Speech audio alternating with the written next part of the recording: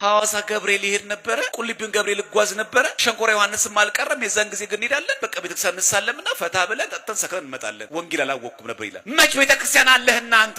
ራሳችን ባጠፋነው ጥፋት ቤተክርስቲያን እንወቅሳታለን። ደግሞ ማናፍረው እኮ ሚዲያ ላይ ወጥተን ደግሞ ቤተክርስቲያን የምንሳደበው። ወንጌል አልተማርኩም እኔ ሐዋሳ ገብርኤል ብዙ ጊዜ ሄጃለሁ። አንድ ቀን ተሰብኬ አላውቅም። የት አለህ አንተ? ናይት ክለብ መሄድ አለባት ለቤተክርስቲያን። መቅደሷ እኮ ይሄ ነው። በዓሉ የሚከበረው ቤተክርስቲያን ውስጥ ነው። ቅዳሴ ያለው ቤተክርስቲያን ውስጥ ነው። ታቦቱም ያለው ቤተክርስቲያን ውስጥ ነው። ገብርኤልም እኮ ባህር የሚያብሰው ቤተክርስቲያን ውስጥ እኮ ነው። ስትማጸነው እኮ ነው። ቤቱ መገኘት አለብን። ኦርቶዶክሳውያን በዓሉ የኦርቶዶክስ ከሆነ መከበር ያለበት ኦርቶዶክስ ቤተክርስቲያን ውስጥ ነው። እኛ እየጨፈርን እኛ እየደነስን እኛ እየሰከርን እንዴት ገብርኤል ይስማን? እንዴት ሀገራችን ሰላም ትሁን? እንዴት ቤተሰቦቻችን ይባረኩ? ደግሞ የምታመካኘው በገብርኤል ነው። ገብርኤልን የምትወደው ከሆነማ ጠዋት አስቀድሰ ስጋው ደሙ ተቀበል። ምንም ተአምረ ማርያም ላይ ቢጻፍ ገድለ ድርሳናት ላይ ቢጻፉ መልአክ እንደማይመለክ የእግዚአብሔር ቅዱሳን እንደማይመለኩ እኮ እናውቃለን። ተጽፎ እንኳን አይደለም ገድል ላይ ለማለት አይደለም ድርሳናት ላይ አይደለም አዋልድ መጽሐፍት ላይ መጽሐፍ ቅዱስ ላይ እንኳን ተጽፎ ብናገኝ እንኳን እኛ መልአክ አናመልክም። ሲዘጋባችሁ መንገድ ክፋት ሲሰሩባችሁ መሰናክል ሲዘጋጁባችሁ ያንን ነገር ወደ መልካም ቀይሩት። ሰውን ከሱስ ከኃጢአት ከበደል አድን እያለ እኮ ነው። አድኝ እህትሽን ከጥርጥር ከኑፋቄ ከሌላ ቦታ ከምትሄድ ልጅሽ እህትሽን ወደዚህ ቤተክርስቲያን አምጫት አድኝ።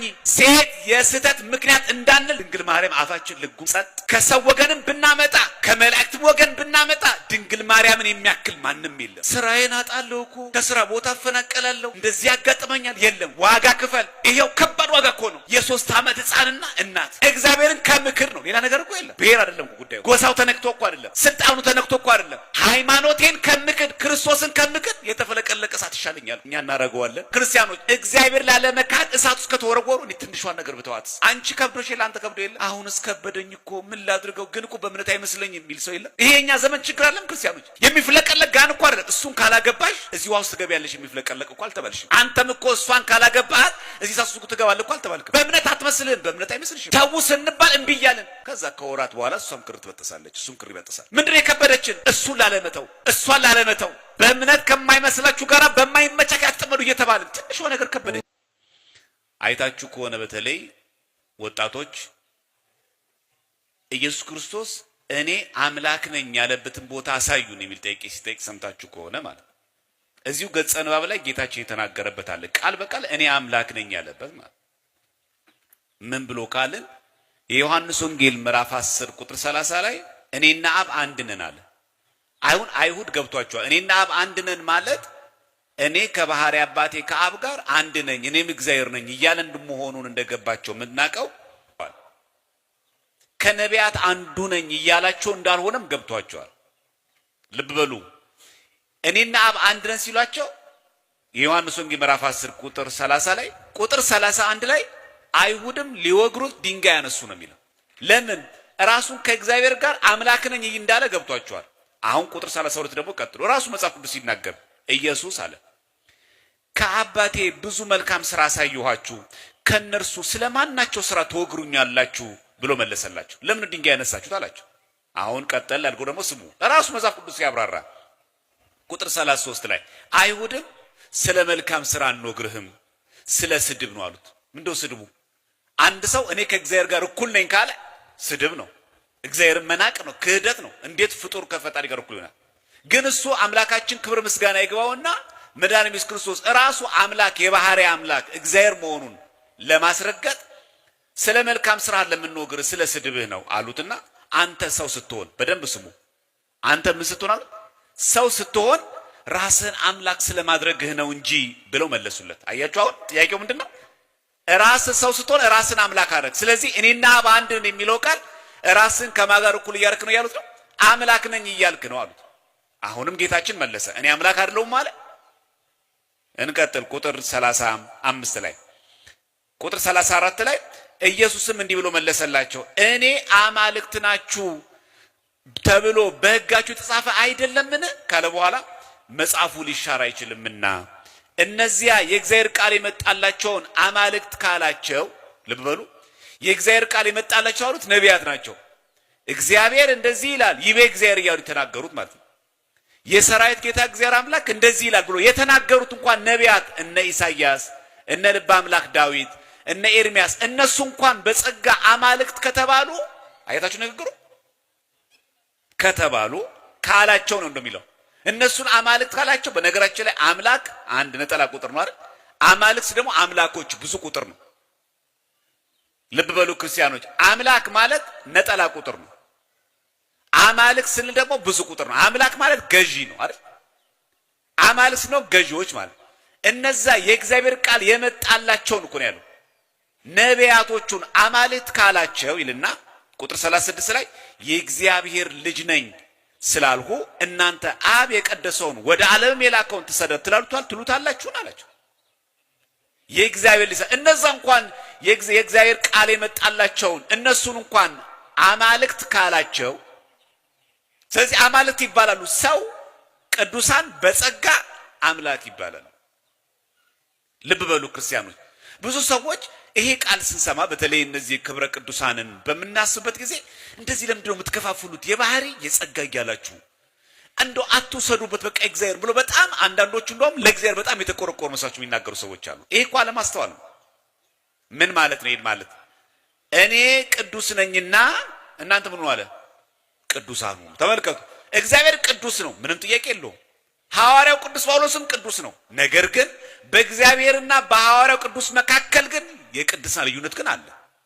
የሰማይና የምድር ያክል በላይ የሚርቅ ግን እግዚአብሔር እኔ ብቻ ቅዱስ ልባል በዚህ ስም ማንም ሰው እንዳይጠራ አላለም።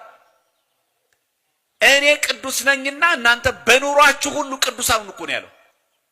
እንደውም ጌታችን ከዚህም ጠበቅ አድርጎት በማቴዎስ ወንጌል ምዕራፍ 5 ቁጥር 48 ላይ የሰማይ አባታችሁ ፍጹም እንደሆነ እናንተ ምን ሁኑ?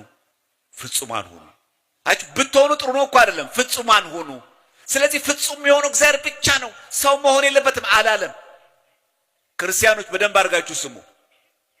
ፍጽምና ለሁላችን የተሰጠን የማቴዎስ ወንጌል ምዕራፍ 5 ቁጥር 48 ላይ ጌታችን የሰማይ አባታችሁ ፍጹም እንደሆነ እናንተ ፍጹም ለመሆን ሞክሩ አይደለም የሚለው። እንደው በተቻለ መጠን 50% እንኳን ብትጠጋ አይልም። የሰማይ አባታችሁ ፍጹም እንደሆነ እናንተ ፍጹማን ሁኑ ነው፣ ትእዛዝ ነው። የአምላካችን የመድኃኒታችን ኢየሱስ ክርስቶስ ቃል ነው። ስለዚህ ሰዎች አማልክት ይባላሉ። እንደው ታውረን ነው እንጂ ሰይጣን እንኳን አምላክ ተብሎ ለመጽሐፍ ቅዱስ ላይ ሁለተኛ ቆሮንቶስ ምዕራፍ 4 ቁጥር 4 ላይ ምን ይላል? ቃል በቃል የዚህ ዓለም አምላክ የማያምኑትን ሐሳብ አሳወረ እኮ ይላል። የዚህ ዓለም አምላክ የተባለው እኮ ሰይጣን ነው። ለሰይጣን አምላክ የመባል ነገር ስም ተሰጥቶት ያውም ሐዋርያው ቅዱስ ጳውሎስ እኮ የተናገረ ይሄን የእግዚአብሔር አምላክነትን ቀምቶ ነው ሼር አድርጎት ነው አይደለም። ይሄንን ዓለም በኃጢአት በዘፈን በጭፈራ በርኩሰት ስለሚገዛ የዚህ ዓለም ገዢ ተባለ ዲያብሎስ። ፈጣሪ ሆኖ አይደለም። እንደውም ቃል በቃል የሚለው የዚህ ዓለም አምላክ ነው የሚለው ሁለተኛ ቆሮንቶስ ምዕራፍ 4 ቁጥር 4 ላይ ቃል በቃል ያለቃል። የዚህ ዓለም አምላክ የማያምኑትን ሰዎች ሐሳብ አሳወረ። የሚያሳውር ማን ነው? ክፉ ዲያብሎስ። ምን ተባለ? የዚህ ዓለም አምላክ ፈጥሮ ነው። አያችሁ፣ አንድን አካባቢ አንድን ዓለም በኃጢአት በክፋት መቆጣጠር አምላክ ከተሰኘና ይሄ አምላክ ተብሎ ሰይጣን መነገሩ የእግዚአብሔር አምላክነትን የማይወስድ ከሆነ በቅድስና በንጽህና ቃለ እግዚአብሔርን ሰብከው ደግሞ ያንን ሰው በሙሉ የእግዚአብሔር አገልጋይ ያደረጉ ቅዱሳን ደግሞ የጸጋ አምላክ ይባላል። ለሰይጣንም ይሰጣል ማለት ነው ባጭሩ። መጽሐፍ ቅዱስ ማንበብ ይሄ እኮ አዲስ ኪዳን ነው። አይ ጳውሎስ እኮ ተሳስተሃል፣ አምላክ የሚለው የሚሰጠው ለእግዚአብሔር ብቻ ነው አንልም። አዎ ለእግዚአብሔር የሚሰጠው የባህሪ አምላክነቱን ለማንም አይሰጥም። የባህሪ ቅድስና ለማንም አይሰጥም። ሰይጣን ግን አምላክ ተብሏል። ጌታችን ነው ምን አለ? እነዛ የእግዚአብሔር ቃል የመጣላቸውን አማልክት ካላቸው አለ እነማንን? እነ ኢሳይያስን፣ እነ ኤርሚያስን፣ እነ ሕዝቅኤልን። እነዚህ ምን ተባሉ? የእግዚአብሔር ቃል የመጣላቸው ራሱ እኮ አምላክ አይደሉም፣ ፈጣሪዎች አይደሉም። ግን ነቢያት ሆነው እግዚአብሔር እንደዚህ ይላሉ ስለተናገሩ ብቻ ምን ተባሉ? አማልክት ተባሉ። ይህንን በተመለከተ የምንነጋገረው አሁን ዛሬ ምንማማርበት ርዕሳችን አማልክት የሚለው ቃል አምላክ ለሚለው ብዙ ቁጥር መሆን ማወቅ አለብን። አንድ ሁለተኛ፣ እኛ በደንብ ማስተዋል ያለባቸው ኦርቶዶክሳውያን ትምህርት አለን። ኦርቶዶክሳዊ ትምህርት አለን። ለቅዱሳን አንድ ጊዜ የተሰጠች ፈጽሞ የተሰጠች እምነት አለችን፣ የማትቀየር የማትበረስ። ይሄንን ትምህርት ከያዝን በኋላ ነው ወደ ጽሑፍ የምንወርደው። በደንብ ስሙ። ምንድነው ትምህርቱ? እግዚአብሔር አምላካችን ነው፣ ፈጣሪያችን ነው።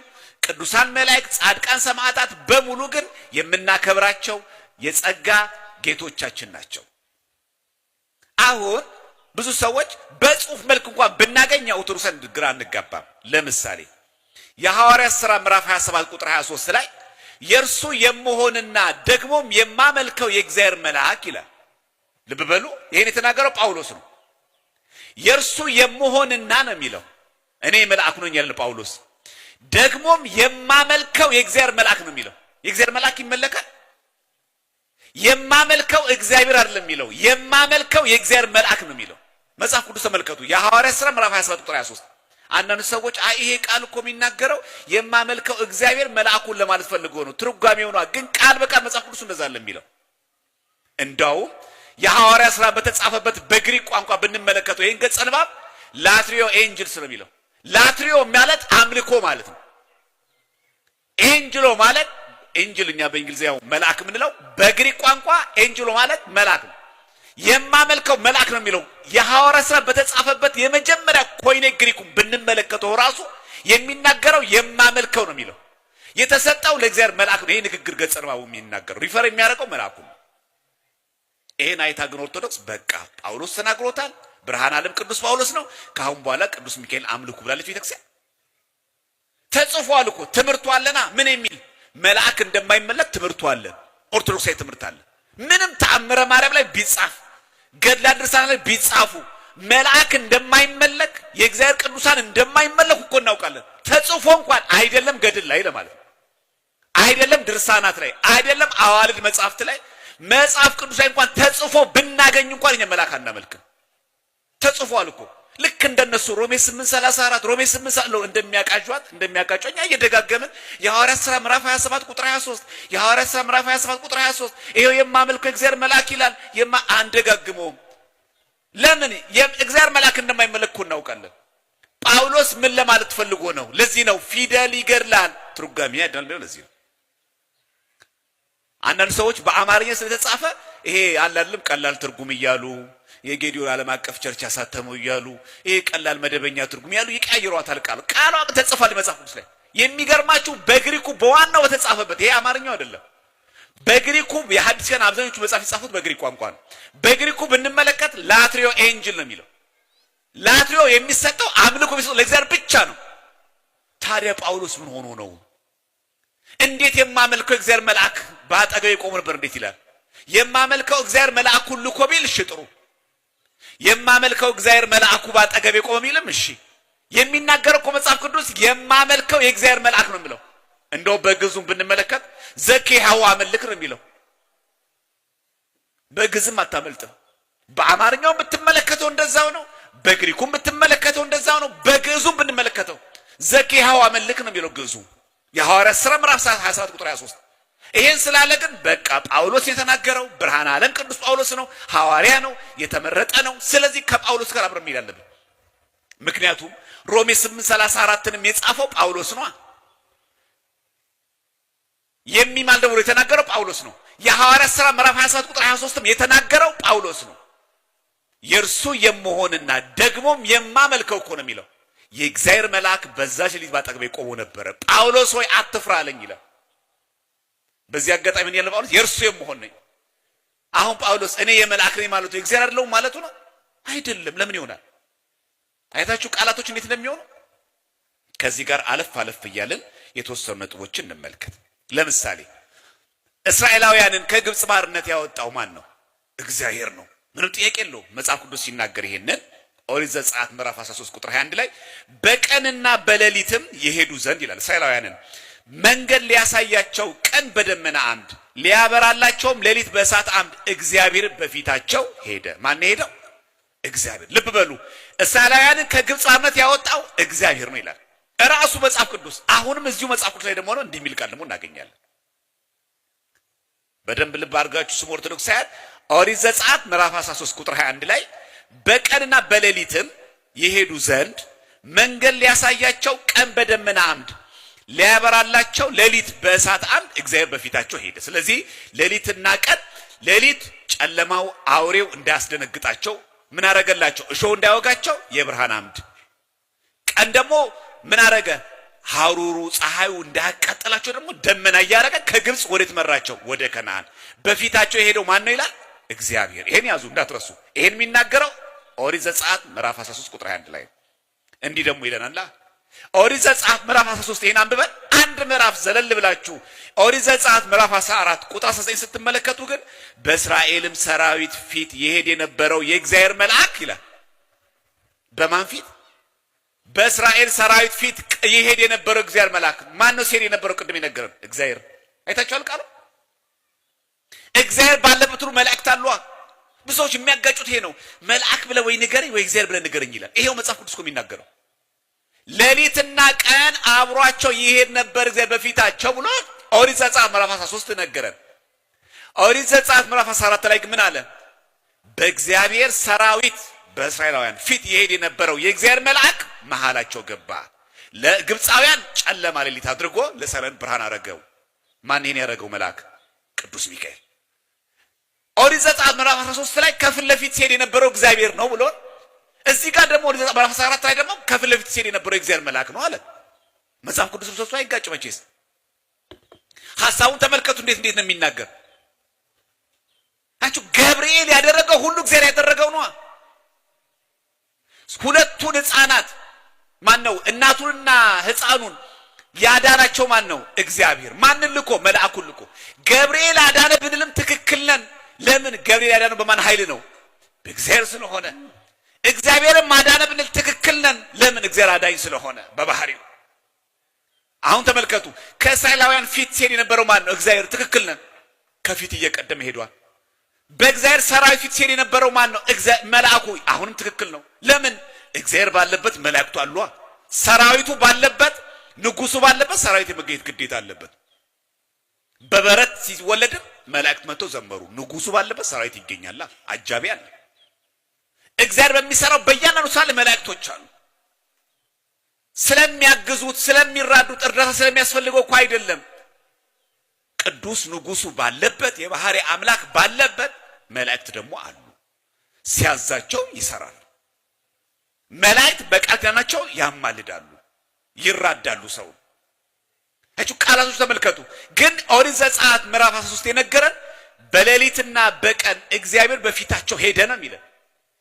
ልክ በቃ እግዚአብሔር ነው የቀደመን። ደግሞ እንዳንዘጋው ይሄን ንግግር ቁጥር ምዕራፍ 14 ላይ ደግሞ አንድ ምዕራፍ ዘሎ በእግዚአብሔር ሰራዊት ፊት ሲሄድ የነበረው መልአክ ይልና አገላለጹ በጣም የሚገርም ነው። በግብፃውያን ሰፈርና በእስራኤል ሰፈር መካከል ገባ። በዚያ ደመናና ጨለማ ነበረ ለግብፃውያን፣ በዚህ በኩል ግን ሌሊቱ አበራ። ሌሊቱም ሁሉ እርስ በርሳቸው አልተቃረቡም። ከዛ እስራኤላውያን አለፉና ግብፃውያን ፈርዖንና ሰራዊቱ በኤርትራ ባህር ሰጠሙ። አይቹል ንግግሩ አንድ በሉ። ሁለተኛ ማስረጃ እስራኤላውያንን ከግብፅ ያወጣው ማን ነው? ሁላችሁ መልሱ። ማን ነው ነፃ ያወጣው? እግዚአብሔር። ምንም ጥያቄ የለው። መጽሐፍ ቅዱስ ምን ሲያስረግጥ እንዲህ ይላል፣ በእግዚአብሔር ፊት እንዲህ ብዬ ጸለይኩ ይላል። ሙሴ ነው የሚለው።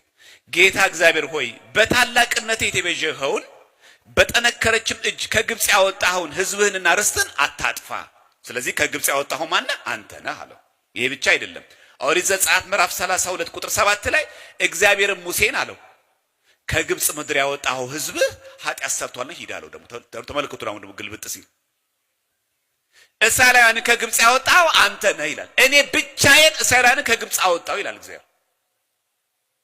ግን እስራኤላውያን ደግሞ ጣዖት ሲያመልኩ እግዚአብሔር አምላክ ምን አለ? ለሙሴ እኮ ነው እግዚአብሔር እኮ ለሙሴ የሚለው ከግብፅ ያወጣው ሕዝብህ ኃጢአት ሰርቷልና ሂድ አለው።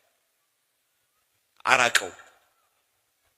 ልክ የቅዳሴ አንድምታ ላይ የውዳሴ ማርያም አንድምታ ላይ ፍልሰታ ሲተረጎም ሰምታችሁ ከሆነ አባት ልጅ ሲበድል ምን ይላል? የገዛ ልጁን ለእናቱ ምን ይላታል? እባክህ ልጅሽን ተይ በይ ይላታል። ያርቀዋል። አይታችሁ ልጅ የሚለው ብዙ የሚጠራው ሲወደው ነው አይደል? በጣም ሲያስቸግር ሕፃኑ ይላል ይሄ ልጅሽ ያርቀዋል። ልጁ የማ ልጅ ነው ግን? ልጁ የራሱ እኮ ግን አያርቀው ይናገር። ልክ እንደዛ ሁሉ እግዚአብሔር አምላክ ምን አለ? ከግብፅ ያወጣኸው ሕዝብህ አለው። ሙሴን እኮ ነው እግዚአብሔር ነው የሚለው። ይሄንን ኃጢአት ሰርቷልና ውረድ አለው። ሁለት ቃል በደንብ ስሙ። ከግብፅ ያወጣው እግዚአብሔር ነው፣ ትክክል ነው። እግዚአብሔር ግን ተመልሶ ሙሴ ምን አለው? ከግብፅ ያወጣኸው ሕዝብህ አለው። አንደኛ ሕዝቡ የማን ነው? ሕዝቡ ሁላችሁ መልሱ። ሕዝቡ የማን ሕዝብ ነው? የእግዚአብሔር ሕዝብ ነው። ግን እግዚአብሔር አምላክ ምን አለው ለሙሴ? ሕዝብህ። እሺ ከግብፅ ያወጣው ማን ነው? እግዚአብሔር። ግን ምን አለው? ከግብፅ ያወጣኸው ብሎ እግዚአብሔር አምላክ ሙሴን። ይሄን ለምን መማር ያስፈልገ መሰላችሁ? አንዳንድ ገድላት ድርሳት ስታነቡ ግራ እንዳትገቡ ነው። ብዙ ሰዎች እግዚአብሔር ነው የሚለው ከየት ነው ያመጣችሁት? አሁን ይሄ ድርሳን አይደለም፣ ከገድል ከድርሳን ለሚጠቀም ከመጽሐፍ ቅዱስ እኮ ነው። ያውም ደግሞ እኮ ሰው ነው ተሳስቷል እንኳን እንዳንል ራሱ እግዚአብሔር ነው የተናገረው። እግዚአብሔርም ሙሴን ነው የሚለው ቃል በቃል ኦሪት ዘጸአት ምዕራፍ 32 ቁጥር 7 ላይ እግዚአብሔርም ሙሴን እንደዚህ ያለው ከግብጽ ያወጣው ሕዝብህ ኃጢአት ሰርቷልና ውረድ አለው። ከግብጽ ያወጣ እኮ ራሱ እግዚአብሔር ነው። አችሁ ለቅዱሳንም ይነገራል ማለት ነው። ስለዚህ ይሄን በደንብ ልናውቀው ይገባል። ስለዚህ ይሄንን በዓል ስናከብር የቅዱስ ቂርቆስና የቅድስት ኤልሳቤጥ በዓል ስናከብር የመዳን ምንጩ የመዳን ባለቤቱ ማን ነው? ራሱ እግዚአብሔር ነው። እንደው ምዕመናን ብዙ ጊዜ ስለማትሰሙት ይሆናል እንጂ በግዕዝ ሊጦን ዘሐሙስ ምን እንደሚለው እወግዚኦ አለ የሚለው ሶስቱን ሕፃናት አናንያ አዛንያ ወሚሳኤልን እምትሆነታ ዘይነድድ አለ የሚለው አድህነን እምለትኪ ወመሳተ መንሱት እኮ ነው የሚለው እምትሉድ እሉት ከዚህ ክፉት አድነ ዳንኤልን ከአናብስት አፍ ያዳንከው አንተ ነህ። ሶስቱን ሕፃናት ከሚዳያን አዳን ያንተ ያዳንከው እግዚአብሔር አንተ ነህ እያልን እኮ ነው። አልከርንም እኮ ዳንኤልን የአናብስት ጉድጓድ ውስጥ ተጥሎ እንኳን እንዳይበላ የጠበቀው ማን ነው? እግዚአብሔር ነው። ይሄ ሊጦን ዘሐሙስ የሐሙስ ምስጋና ላይ አለ። ጸልዩ ካለ በኋላ ዲያቆኑ አቡነ ዘበሰማያት ካለ በኋላ ካህኑ እወግዚኦ እያለ የሚቀጥለው ይሄንን ነው። ወለሶስና ምደረበናት ለሶስና ደግሞ ከአይሁድ ከረበናት አይሁድ ከመምህራን አይሁድ ያዳንካት አንተ ነህ። ሶስቱን ሕፃናትንም ደግሞ ያዳንከው አንተ ነህ። እኛን ደግሞ ከዚህ ዘመን እሳት አድነን ነው የሚለው ሊጦኑ። ቤተክርስቲያን እኮ አልሳተችውም። ይሄንን መልአኩ መጥቶ ሶስት ልጆች ሕፃን ውስጥ ገብተው አናንያ አዛርያ ሚሳኤል አራተኛ ሆኖ መግባቱን እያወቅን የአናብስትን አፍ የዘጋ እግዚአብሔር መሆኑን እያወቅን መልአኩን ልኮነን እያወቅን ይሄን ምን እናገራለን ማለት ገብርኤል ነው የታደገኝ ስንል እግዚአብሔር አይደለም ዘንግተ ነው አይደለም። ይሄን በደንብ ማወቅ አለባችሁ መናል። እግዚአብሔር ግን መልአኩን ልኮ ያድናል። እግዚአብሔር ግን በሰዎች ያድናል። እግዚአብሔር ግን በጸበል ያድናል። እንደው ብዙዎቻችን ከንባብ ምስለ በተለይ ወጣቶች አብዛኞቻችን ወጣቶች ስለሆነ እዚህ ውስጥ ያለን ማለት እባካችሁ ስለ ቤተ ክርስቲያናችን በደንብ አድርገን መገንዘብ የሚገባን ጊዜ ይሄ ጊዜ ነው። እኛ አሁን አፈሩን ትቢያው እንደዚህ ስንቀባባ ምናምን ነገር ሲቀሉ ትሰማላችሁ አይደል? ይሄ ዝም ብሎ በቃ ደብተራ ያመጣውና ለምን አታነቡም ኦርቶዶክሳውያን? ያውም በዚህ በ21ኛው ክፍለ ዘመን የመረጃው ዘመን ጀሮም የተባለ አባት አለ። ጀሮም እንደው የምዕራባውያን እኮ ነው። ጀሮም የተባለው በ4ኛው ክፍለ ዘመን የነበረ አባት ጦማር 46 ሌተር 46 ላይ ቨርስ 8 ብትመለከቱ ጉግል ላይ ልላችሁ ዋንበብ እኮ ነው። ኤቭሪዌር ይላል የትም ቦታ ላይ የቅዱሳን አጽም መቃብራቸው ባለበት ቦታ ስፍራ ሁሉ እናከብራ ይላል። ቃል በቃል ነው የሚለው። ጀሮም ደብተራ ነው። ጀሮም ኢትዮጵያዊ ነው። ስለማናነብ እኮ ነው እኛ ይሄ ዝም ብሎ እዛ ድግምት የተደረገ ብቻ አንተም ትሸማቀቃለህ። አንቺም መልስ የለሽም። ቤተክርስቲያን ገብተን አንማርም። ሰንበት ቤት ገብተን አንማርም። ቤተክርስቲያን መዋቅር ዘርግታ ትምህርት ተዘጋጅቶ አንማርም። በተጠየቅን ቁጥር ግን በቃ ድንብርብራችን ነው የሚወጣው። አለ እኮ ጀሮም የተናገረንን የ4ኛው ክፍለ ዘመን የትም ቦታ ላይ የቅዱሳን አጽም ስናገኝ ይላል እንዲሁ በተራዝም ብላ ነው እንደውም ይላል መሰላችሁ አፈሩን አሽ ነው የሚለው። እንደውም አፈሩን ትቢያውን ይዘን ከንፈራችን ፊታችን እንደዚህ እንቀበል ይላል። እኛ ሀገር ብቻ ያለ አድርገን ነው የምናስቡ ብዙዎቻችን። እንደው ዝም ብሎ አባቶች ነው በልማድ ዝም ብሎ ሰው እንደው ወንጌል ካለመማሩ የተነሳ በልማድ ያመጣው ይመስል አይደለም። የኔና ያንተ የእውቀት ማነስ ነው። እኛ ስለማናነብ ነው ኦርቶዶክሳውያን። ድክመታችን ነው በደንብ ያውቁታል። ብዙዎቻችን አናነብ። በጣም ጥቂት ሰው ነው አንባቢ። ስለ ሃይማኖቱ መመለስ የሚገባው ለመምህራን ብቻ ሰጠን። እኛ ተኛና ተዘባነን ቁጭ አለን። ሲጠይቁን ድንግርግራችን ነው የሚወጣው። ከዛም እንላለን እኔ እንኳን ስለ እምነቴ ብዙ ዕውቀት የለኝም ግን ኦርቶዶክስን ወዳታለሁ ይላል። ይሄ እኮ አያስመልጥህም። መማር እኮ እንችላለን። በየእድሜያችን የተዘጋጀልን እኮ የሰንበት እኮ መዋቅር አለ። እንደው እንዳናፍር ማለት ነው። ከማጋ ሄጄ ልማር ብቻዬን አፍራለሁ እንኳን እንዳንል ማለት ነው። አለ ተጽፎ ያለ ነው ክርስቲያኖች። ይሄንን ደጋግመን ማንበብ ማወቅ አለብን። እኛ ዘመኑ ጠያቂ ነው። እያያችሁ እንዴት አፍጦ እየመጣ እንዳለ። አሁን በቃ ምንም ችግር የለም እኔ ማንም አይነቀንቀኝ ተብሏል። ማንም የቆም ይመስለው እንዳይወድቅ ይጠንቀቅ ነው የሚለው። በደም ተዘጋጅተን በጾም በጸሎት በመንፈሳዊ ህይወትም በእውቀት ሁለት ነገር ያስፈልገናል። ህይወቱም ያስፈልጋል፣ መንፈሳዊ ህይወቱም እውቀቱም ጭምር ያስፈልገናል። ግዕዙንም ማወቅ አለብን፣ ዓለም አቀፍ አባቶቻችን ማወቅም አለብን። ሁለቱን አስባጥሮ መቻል ከኛ ትውልድ የሚጠበቅ የቤት ስራ ነው። ቅዱስ ቂርቆስን ስናስብ ኢየሉጣን ስናስብ ይሄን እናስብ። ምን ማድረግ? ክፉን መለወጥ። ይሄን ምሳሌ እናይስት። ክፉን መለወጥ። ለምሳሌ በመስቀል የተሰቀለ ሰው ምን ነበረ? በዚህ በጥንት ጊዜ በብሉይ ኪዳን ዘመን የተረገመ። ገላትያ ምዕራፍ 3 ቁጥር 13 ላይ እንደሚናገር በእንጨት የሚሰቀል ሁሉ የተረገመ ነው ተብሎ ተጽፏልና ክርስቶስ ስለኛ እርግማን ሆኖ ከሕግ እርግማን ዋጀን ይላል። ስለዚህ በመስቀል የተሰቀለ የተረገመ ነው የሚለውን እሱ የኛን እርግማን ተሸክሞ ተሰቀለልን። ስለዚህ የመስቀል መሰቀል የሚያሳፍረው እሱ የመስቀል ትርጉም ቀየረልን። ስለዚህ ጴጥሮስ ሲሰቀል ምን አለ? እንደ ጌታዬ ልሰቀል አይገባኝ፣ ቁልቁል ስቀሉኝ አለ። የሚያሳፍር ሳይሆን የምንሸከመው ሆነ። እንደውም ጌታችን ምን አለ? የሚወደኝ ቢኖር ራሱን ይካድ፣ ከዛስ መስቀልን ተሸክሞ ምን ይበለኝ? ይከተለኝ። አችሁ መስቀል የተረገመ እኮ ነው የሚሰቀልበት። በጥንት ጊዜ መጀመሪያ ጊዜ በዓለም ለመጀመሪያ ጊዜ ሰውን በመስቀል ቅጣት የቀጣችው ኢራን ናት። ፋርስ ማለት ነው የመጀመሪያ ስሙ። ኦርሙዝድ የሚባል አምላክ አላቸው። አምላካችን የሚገኘው መሬት ውስጥ ብሎ ያምናሉ። ስለዚህ በጣም ወንጀል የሰራ በኢራን ሀገር በፋርስ ከፍተኛ ወንጀልና በህዝቡ ዘንድ በጣም አስጸያፊ ስራ የሰሩ ሰዎች ተገድለው መሬቱ ሳይቀበሉ፣ ለምን? አምላካቸው መሬቱ ስለሚገኝ እንዳያረክስብን ብለው ከመሬት ከፍ አድርገው ይሰቅሉታል። ለዛ ነው በመስቀል ሰው መስቀል ተጀምሮ ታውቃላችሁ። ምክንያቱ ይሄ ነው። ያ ሰው ወንጀል ሰርቷል፣ ተገድሏል፣ ሞቷል እኮ ያው መቀበሩ የሚቀረው መሬት ነው። ሰውየውን ከምንገለው መሬት ውስጥ ከተን አምላካችን መሬቱ ስላለ ከሚያረክስብን ይሄ ክፉ ሰው ከፍ አድርገን እንስቀለው ከመሬት ብለው ነው መስቀል ተጀመረ። ኦርሙዝ የሚባል አምላክ ስለሚያመልኩ። ስለዚህ በዛ ዘመን ምን ተደረገ? በመስቀል የሚሰቀል ሁሉ የተረገመ ተባለ። ይሄን እርግማናችን ተሸክሞ የመስቀል ትርጉም ቀየረልን አምላካችን። ስለዚህ ጳውሎስም ብሎ ተናገረ፣ ከክርስቶስ ጋር ተሰቅያለሁ አለ። እኔም አሁን ሕያው ሆኜ አልኖርም ይላል ገላትያ 2:20 ላይ። አሁን እቺ ቃል እንኳንም ገድል ላይ አልተጻፈች። ገድል ላይ ቢጻፍ ኖሮ መቼ ነው ጳውሎስ ደግሞ ክርስቶስ ጋር የተሰቀለው ይባል ነበር። ግን ጳውሎስ ነው ያለው። ገላትያ ምዕራፍ 2 ቁጥር 20 ስትመለከቱ እኔ ከክርስቶስ ጋር ተሰቅያለሁ ይላል። መቼ ተሰቀለ? ሲጀመር ክርስቶስ ሲሰቀል ጳውሎስ አሳዳጅ አልነበር? ይሄን የተናገረው እኮ በቀኝ የተሰቀለው ወንበዴ ቢሆን ኖሮ አዎ ነበረ እንላለን። በግራ የተሰቀለው ወንበዴ ቢናገረው ይሄንን አዎ ተሰቅሎ ነበር እንላለን። ይሄን እኮ የሚናገረው ጳውሎስ ነው። ክርስቶስ በቀራንዮ አደባባይ ሲሰቀል ለዓለም ጳውሎስ በአካል ተገኝቶ በቀኝ ወይ በግራ ተሰቅሏል? አልተሰቀለም። ግን ምን ብሎ ተናገረ? ገላትያ ምዕራፍ 2 ቁጥር 20 ላይ እኔ ከክርስቶስ ጋር ተሰቅያለሁ አለ። መቼ ተሰቀለ አብሮ? አሁን እቺ ተአምረ ማርያም ላይ ብትጻፍ ኖሮ አያችሁ ኦርቶዶክሶች ብላችሁ ማርያም ከድንግል ማርያም ድንግል ማርያምን ከክርስቶስ ጋር ሰቀላችኋት። ግን እጃችን ላይ ያለው መጽሐፍ ደግሞ ማን ነበር? ኦርቶዶክሳውያን እኔ ከክርስቶስ ጋር ተሰቅያለሁ እኮ ነው ያለው። እንደ ክርስቶስ ተሰቅያለሁ ቢኖረው አይ ንጽጽር ነው የተናገረው እኮ እንላለን። የሚናገረው መጽሐፍ ቅዱስ እኔ ከክርስቶስ ጋር ተሰቅያለሁ ነው የሚለው ቃል በቃል። መች ተሰቀለ? መች ተገኘና እሱ እዛ ቦታ ላይ ምን ለማለቱ ነው?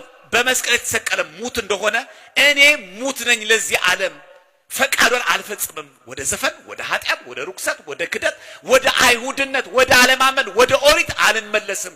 እኔ ለዓለም ስቁል ነኝ የተሰቀልኩ ይል ማለት እችን ለመናገር ከክርስቶስ ጋር ተሰቀልኩኝ አለ። ይሄን አሁን ገድለ ተክለ ሃይማኖት ላይ ቢጻፍ ኖሮ ከመቼ ወዲህ ደግሞ ተክለ ሃይማኖት ክርስቶስ ጋር የተሰቀሉት ይባል ነበር። እኛም ድንግርግራችን የሚወጣው እኛ ደግሞ በጣም እኮ ስንፍናችን እኮ እኛ ደግሞ እኮ የሚያይለው ልክ ይሄን ጥቅሳውን ብናገኝ የሆነ ገድል ድርሳን ላይ እኔ ይቅርታ አድርግልኝ ገድለ ተክለ ሃይማኖት ነው አልቀበልም ይላል። መቼ ነው ተክለ ሃይማኖት ክርስቶስ ጋር የተሰቀለው ይላል። ጳውሎስ መቼ የተሰቀለው ክርስቶስ ጋር አብሮ? ማንበብ አለመቻላችን ነው። ትርጓሜ ያስፈልገዋል። ምን ማለቱ ነው? መቼስ እኔ ከክርስቶስ ጋር ተሰቅያለሁ ስላለ አይ በቃ በቀኝ ወይ በግራ ያለው ጳውሎስ ነው አንልም። መቼስ ክርስቶስ ሲሰቀል በቀኝ የተሰቀለው ጳውሎስ ነው አንልም። ጳውሎስ ተናግሮታል እኮ ገላትያ ምዕራፍ 2 ቁጥር 20 ላይ መጽሐፉ ላይ ስለተጻፈ ግን አይ ዝም ብዬ የምቀበለው አላልንም። ስለማናነብ ነው ኦርቶዶክሳውያን። እንዴ ትንቢተ ኢሳይያስ ምዕራፍ 56 ላይ እኮ ፈጣሪሽ ባልሽ ነው እኮ ይላል። እስራኤልን እኮ እንደዚህ የሚለው ፈጣሪሽ ባልሽ ነው እኮ የሚለው ምን ማለት ነው? ይሄ እኮ ድርሳነ መድኃኔዓለም አይደለም እኮ የተናገረው መጽሐፍ ቅዱስ የተናገረ ይሄን ፈጣሪሽ ባልሽ ነው እኮ የሚለው ምን ማለት ነው? ባል ሚስትን እንደሚንከባከባት እንደሚወዳት የኔ እኮ ነሽ። ለምን ከኔ ከእግዚአብሔር